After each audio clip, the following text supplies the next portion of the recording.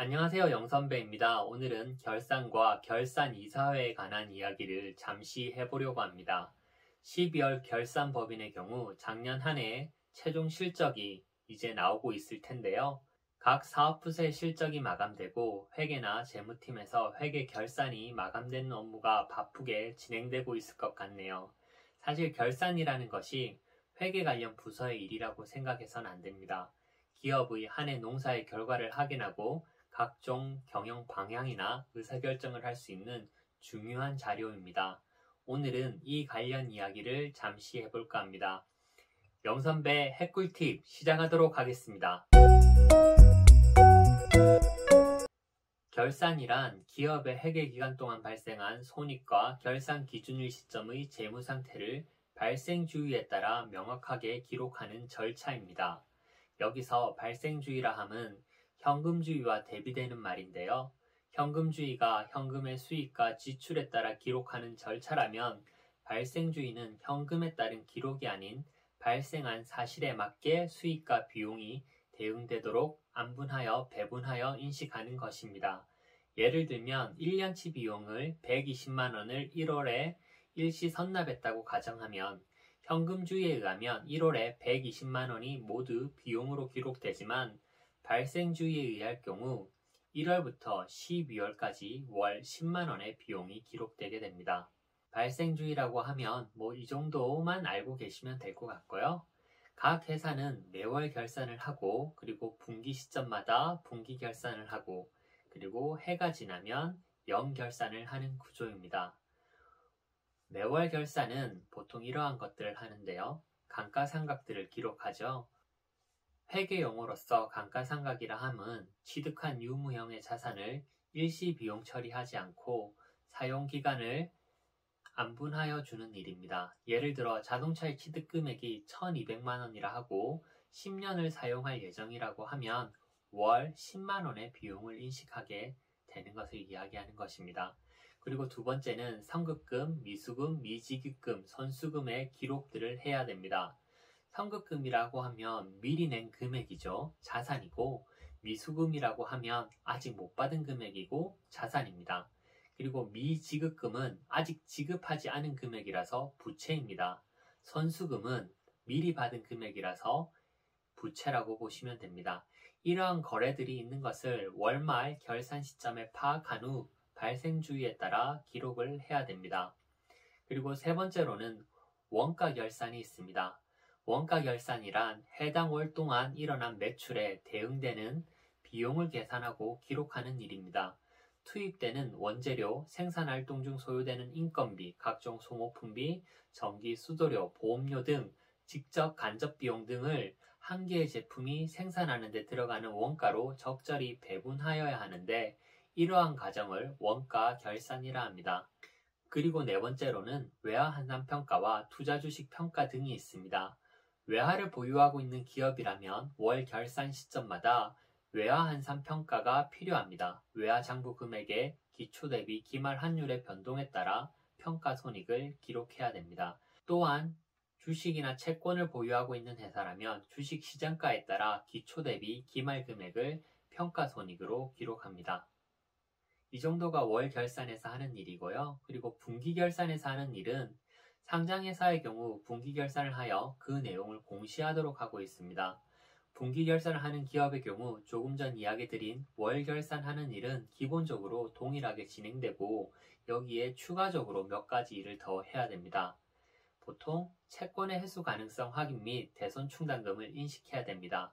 분기 결산 시점에는 채권으로 보유하고 있는 자산의 회수 가능성을 체크하여야 합니다. 그리고 회수 가능성이 없거나 불확실한 경우 대손 충당금을 쌓아야 합니다. 대손 충당금이란 자산의 차감 계정으로 채권의 회수 가능성이 낮은 경우 못 받을 것으로 예상되는 금액만큼 자산을 차감할 때 쓰이는 계정이며 상대 계정은 대손 상각비 비용으로 기록합니다. 그리고 두 번째로는 법인세 및 부가가치세를 계산합니다. 법인세는 1년에 한 번 보통 결산 이후에 3개월 이내에 내지만 회계는 발생주이므로 최소 분기 결산 시점마다 계산 및 기록하게 됩니다. 법인세를 월 결산 시점마다 계속해서 기록하는 것이 정확하겠지만 너무 자주 하면 실무적으로 어려움이 있으니 보통 분기 결산을 하는 경우들이 많은 것 같습니다. 또한 부가가치세의 경우 분기별로 예정 확정 신고를 하도록 되어 있기 때문에 부가가치세는 매 분기별로 계산 및 신고해야 됩니다. 그리고 세 번째는 현금 흐름표와 주석 등을 작성해야 됩니다. 분기 공시가 의무화된 상장 기업의 경우 현금 흐름표와 주석도 의무적으로 공시하도록 되어 있습니다. 즉 만들어야 된다는 이야기죠. 물론 회계적인 측면에서는 현금 흐름표와 주석이라고 이야기할 수 있지만 기업의 입장에서는 상장회사라면 정기보고서를 매 분기마다 다트 전자공시 시스템에 제출해야 됩니다. 그 정기보고서 안에는 현금 흐름표와 주석도 들어가 있습니다. 그리고 연말 결산 시점에 하는 일은 조금 전 이야기한 월 결산 시점의 일과 분기 결산 시점에 하는 일을 모두 하면서 거기에 추가적으로 몇 가지 일을 더 해야 됩니다. 첫 번째로 성과급과 상여급 등 인건비 미지급금을 계산해야 됩니다. 많은 회사들이 1년치 성과급이나 상여급을 그 다음에 초에 지급합니다. 이럴 경우 해당 회계연도 동안 발생한 성과급 등을 회계상의 비용 및 미지급금으로 기록해야 됩니다. 그리고 두 번째로는 퇴직급여 충당금을 계산해야 됩니다. 근로기준법에 퇴직급여는 의무적으로 지급하도록 되어 있죠. 법에 따라서 보통 연말에 1년치 퇴직급여를 계산해서 기록하게 됩니다. 물론 회사 사정에 따라 다 다를 수 있습니다. 그리고 세 번째는 충당부채와 우발부채를 파악해야 됩니다.